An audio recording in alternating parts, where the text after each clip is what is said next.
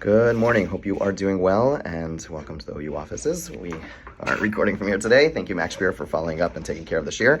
So we are on Tzadi Bey's Amud Bays, 92b1, and we're talking about this idea when you have a big field that opens up into a smaller field. So the big field is kind of enclosed by the walls, the small field is not. And the Gemara just finished speaking about a situation where you plant grapes and you plant other types of produce on the other side, and there's the issue of kilayim, and it really depends on the direction. So the big field is considered like it kind of opens up into the small field, and therefore there would be a kilayim issue in the smaller field, whereas the small field, it's considered closed off in the direction of the big field, and therefore the big field will not have an issue of kilayim. The Gemara is going to give another number of examples, then it's going to question that halacha that I just mentioned to you. A bunch of examples of different halachos, which the big field and the small field relate to one another. So, Isha B'Dola Get B'Ktana. Let's say you have a woman in the big field, in the large chutzner, and a divorce is put in a small chutzner. So, for a woman to be divorced, she has to receive the get willingly. She has to receive the get, and if the get is not in her domain, then that is not a reception. If she is in a courtyard and the get is put into the courtyard and she receives it, that is a good reception. So, the challenge over here is that the get is placed in a small courtyard, again, the one that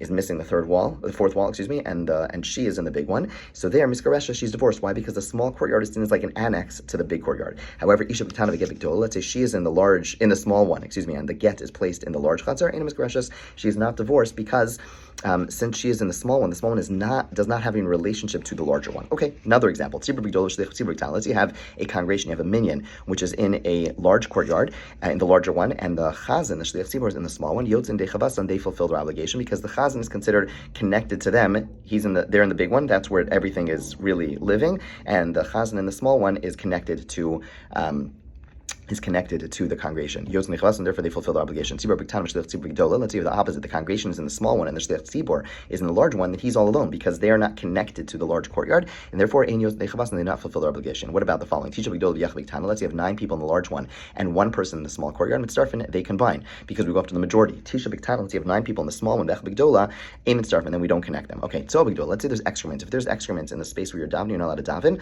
We're not able to get into all the halachos right now, but the bottom line is it can't be in your domain, it can't be visible, you can't smell it. So let's say you have a case where there is excrement in the large courtyard, you can't read Shema in the small courtyard because the small courtyard is seen again as an annex to the large one. So B'Ktana, let's say there's excrement in the small one, you're allowed to recite Kriya Shema in the large courtyard as long as you don't smell it. Some discussion about whether or not you can see it, fine.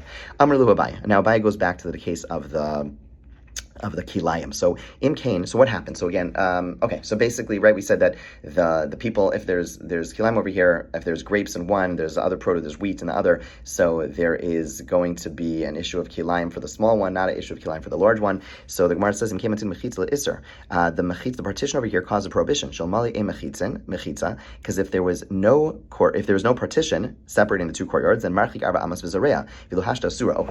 Sorry. One more halach which I forgot to review. So we spoke about the fact that there's prohibitions. Now, therefore, the Gemara concluded from there that if there is grapes in the big courtyard, you can't plant anywhere in the small courtyard. Okay, you can't plant anywhere in the small courtyard. Now, what Abai is asking is as follows, right? So again, if there is if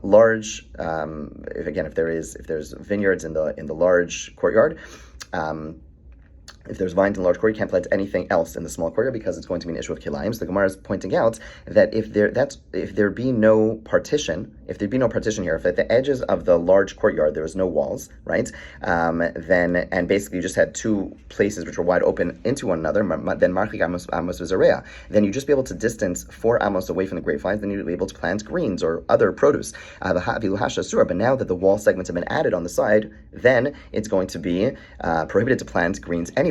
Okay, so you understand what's going on? Basically, what Abai is bothered by is if these were just 2 courtyards opening up or 2 empty spaces opening up in one to another, you had grapes on one side, and then all you have to do is distance 4 amos, and you can start planting elsewhere. But now that there is these small edges on the side of the larger courtyard, making it into a large courtyard and then a small courtyard, what ends up happening is that it is now going to be forbidden to plant anywhere in the small courtyard. So how could it be that a partition actually makes a bigger stringency? So Rav Zera says to Abai, do not find other examples where there's a partition that causes a prohibition. But Simon taught in the Mishnah, If a large courtyard was breached into a smaller one, okay, if a large courtyard was breached into a smaller one, then the large one is going to be permitted. But the small one, so people in the small one cannot carry, people in the large one are allowed to carry.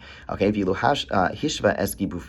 but if you had evened out its side posts, in other words, if you got rid of the side posts, if you look at the picture, if you're looking at the article 92b1, you add like side posts where it's no longer a large one and a small one, but now it's all equal size, then it's just basically one courtyard which has houses which then make an Eruv together, and therefore it's going to be prohibited carrying throughout the entire Chatzar. So you see, adding partitions actually creates prohibitions. Amalei Bai says, no, that's not a question of Hasam Stig Mechitzas Hu. There, it's not about adding on. There, it's not about the added wall that is causing the prohibition. It's the fact that by adding the wall, you are ignoring, you're negating the existent walls. That's the issue. So again, if walls, Abai is arguing, should never add astringency. Over here, in the case you just asked from with the big courtyard and the small courtyard, when you add those walls, that's not the added wall, it's just the added walls prevent you from accessing the larger walls. So there, it's the removal of partitions, it's not really adding partitions. So Amalei Rav Labai, we have another following case, but it was taught, unless you had a pavilion, you have two walls, and then at the edge of each wall, you have like a tefach space. So if you look at diagram A, that could help you, but basically you have two walls on the side of Mechitza, okay, east and west, and then north and south on each side. On north, you have two tefach extensions, and on each side, and then you have on the other side as well. But if you even out the post, in other words, if you go ahead and you add a wall where on the north and south side, where you have those tefach spaces, walls that come out, you add a wall along the other wall. So basically, now it's just even. Now you just have two walls. Then psula. Then it's going to be a pasal sukkah. Amalei Bai. So Bai says two things. First of all, the share. First of all, the sukkah to me is completely valid, even if you add those things, because I hold that there's a concept called tikra yord v'sosim, that if there's a roof, then the roof goes down, and basically there are four walls over here. But according to you who don't hold, you would hold tikra in this case. Again, it's not about adding a wall over there; it's the removal of a partition, and that's the reason that it is not valid. But again, Abai is bothered by the fact that walls should never create a prohibition, and that is the question. We're going to keep on questioning Abai's question, but that will be for tomorrow. Have a great day.